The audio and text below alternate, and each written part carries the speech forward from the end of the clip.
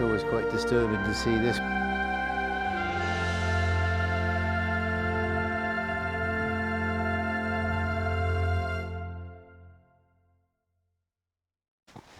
Hi folks, welcome back to the channel. We're going to have a little look at a very nice church here in Cornwall, because we appreciate walking around these little churches and having a look at the architecture. So that's what we're going to do. We're taking you with us. I hope you enjoy.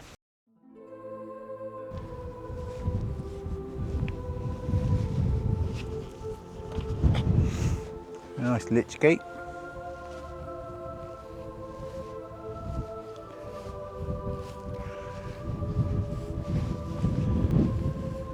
Just give you a little look at the outside of this church here.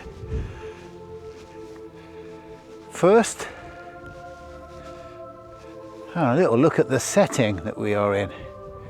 So, if you want to know where we are very close to Tintagel, which is that way, about a mile or so. Extensive graveyard. We're literally on top of the cliff, which I'll show you in a little while.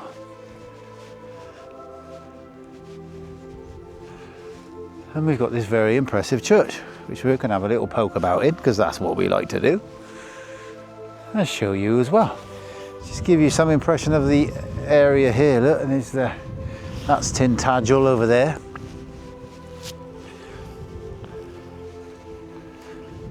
Look out for a video on the channel of Tintagel. Down here in Cornwall.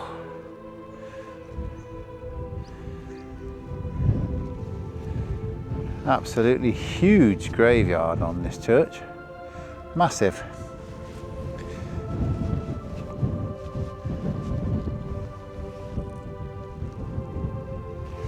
Always worth popping in and having a little look at these lovely old churches.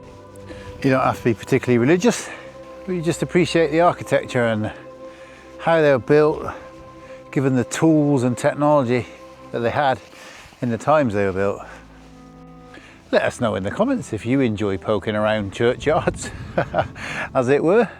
Let me know if you've been here. Some of the lichen on here. I call it lichen. You can call it lichen if you want, but you'll be wrong. It's lichen. Look at that. Amazing how it's formed on these.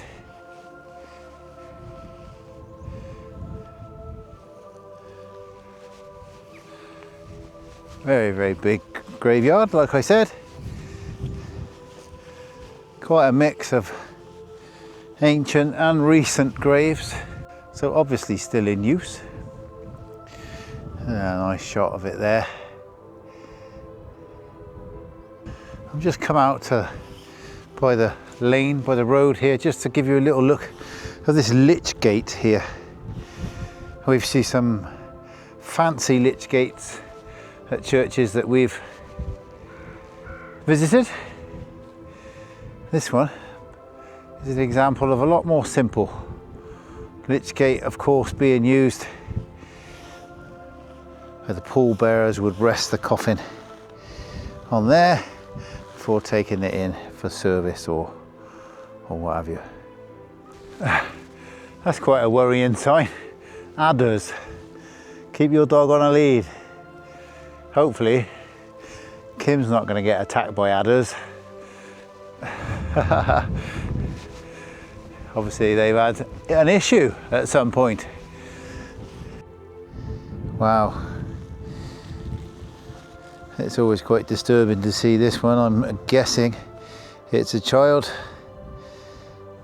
I don't know if you can read that. Is that legible, Kim? Can we?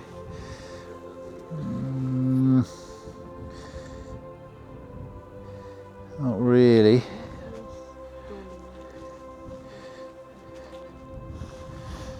Quite unusual to see that, actually. I've certainly not seen a tombstone like that before. Let me know if you have. This is just a little something different for the channel. Bit of interest. These tombstones here are massive. Look at that. Wow.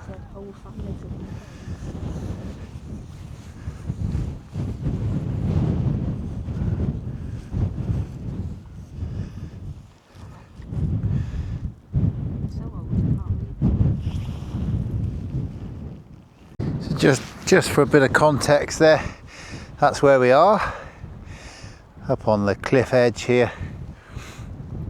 Like I said, very, very close to Tintagel. Thought we'd stop and have a little look at this lovely church. A good shot of the tower there. What a setting, what a place to be laid to rest. Bit of a poke around in the graveyard. We're going to go inside the church now and we'll tell you a little bit about it. Alright, let's go on in and have a look. Perched dramatically here on Glebe Cliff between Materiana and Tintagel lies the ancient parish church of St Materiana. The stone church you see today dates chiefly from the late 11th to early 12th century. The north and south doorways are both Norman. The font is Norman, and other parts of the building reflect subsequent medieval additions. Very impressive font. Look at that. Look at the carvings on here, look. It's believed that the church was originally constructed between 1080 and 1150. But the dedication goes even further back. Saint Materiana was a 5th century princess from Gwent in Wales, who is said to have preached in Cornwall around 500 AD. Although steeped in history, the church is very much a living place of worship. As part of the Church of England parish, regular services are held here. Very impressive stained glass windows. The bell tower houses a set of bells dating from 1735 to 1945, and while the building itself underwent significant restoration in 1870, many of the original features still remain.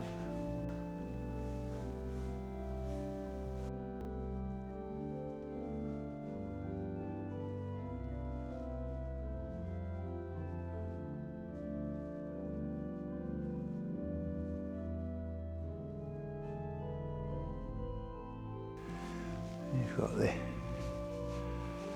effigy there of Saint Materiana herself, who the church is named after, of course. There's a quiet side chapel, formerly the Lady Chapel, set aside for prayer and reflection.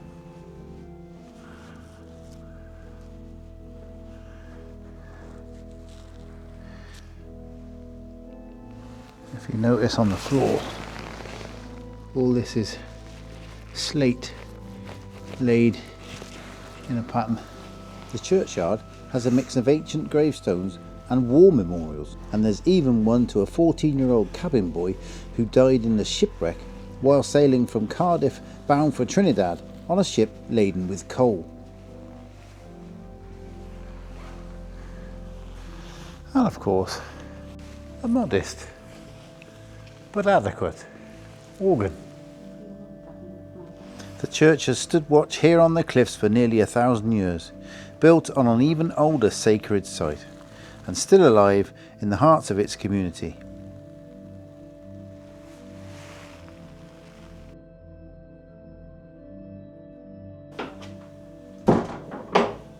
That's a big heavy old door.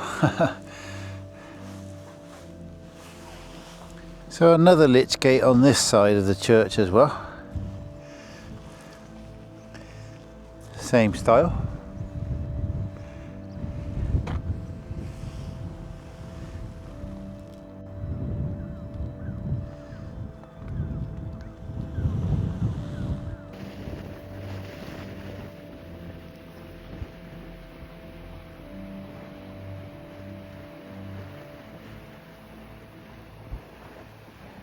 Right, like I said, just something a little bit different.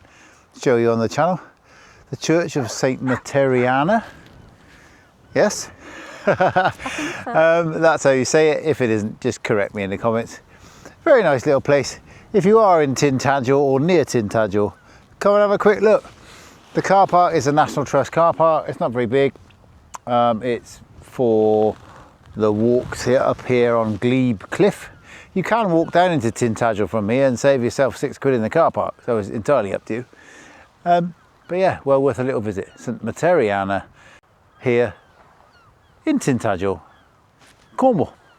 If you've enjoyed it, let us know in the comments.